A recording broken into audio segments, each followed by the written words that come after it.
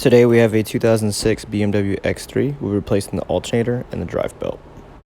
So first thing I want to do is disconnect the battery. Just in the back cover, in the trunk, just pick up this back cover and go ahead and disconnect the battery.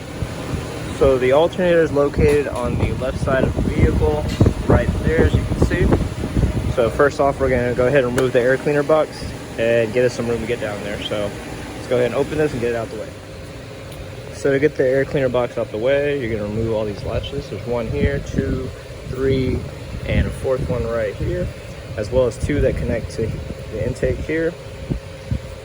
They will be located on the top cover there, as you can see, 1 and 2. Once you remove those, you can kind of just wiggle it out the way and get it out. Once you get that out the way, you're going to use a 10mm socket to remove these 2 bolts and pull this out the way. Now that we've got the air box cleaner out the way, we're going to go ahead and remove this here just to give us a little better view of everything. Technically, kind of don't have to if you want to reach in there, but I'm going to get y'all a view of it and get a little easier access. So we're going to remove 4 T30s here and pull this cover out the way. After you remove the 4 T30 screws holding that front cover, remove 4 more, 1, 2, 3, and 4, and you can pop this out and it will expose the drive belt even further so we can get into it. So after removing the little intake here in the front, I went ahead and removed the belts.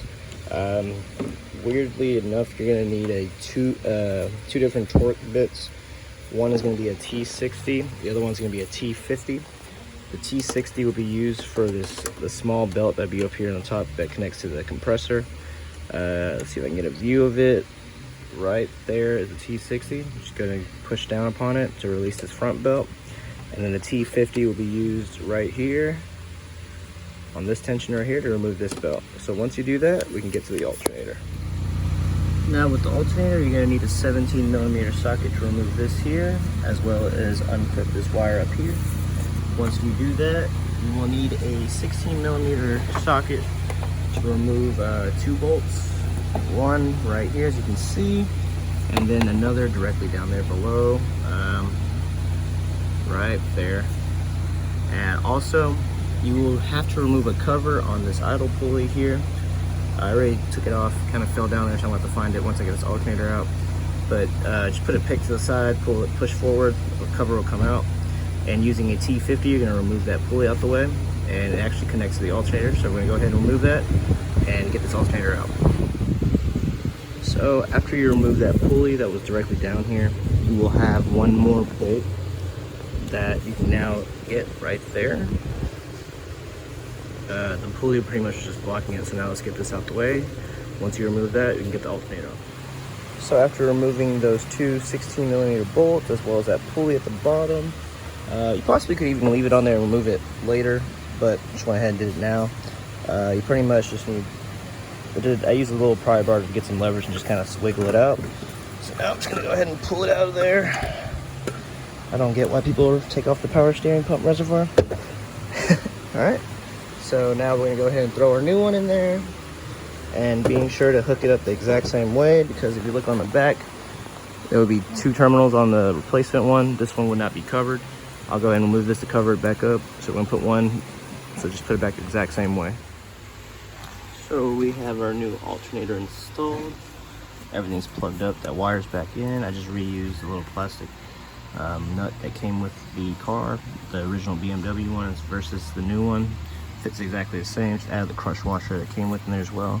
Plugged her up, tightened down those 16mm bolts. Also, just FYI, you really don't have to remove this pulley just yet when removing the alternator.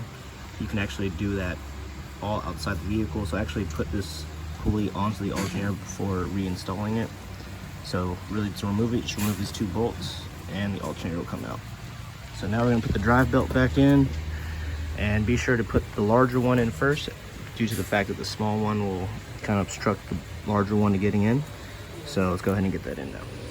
So we have the larger drive belt installed now. Pretty simple process. The tensioner is actually pretty nice, so you actually get a lot of room once you release the tension. It pretty much wraps around at the top like so, and then comes around to the tensioner, wraps back around, and comes along and wraps around the tensioner, or the idle pulley here. So it's pretty simple. Now we're going to throw in the other belt. That one's even easier. Pretty much just wraps around those 2 the crank pulley as well as the AC compressor, and just the back side of it on top of the tensioner here. So we're gonna go ahead and put that in, and we'll be almost done. So our drive belt is in now. As you can see, you pretty much loop around the tube, crankshaft, pulley, AC compressor, and have that back side with a long tensioner down there. So now pretty much I'm gonna start putting everything back together, and we're gonna check the charging system. So as you can see, it's charging our system up. Everything's good to go. So thanks for watching, guys. Please like and subscribe. More videos to come.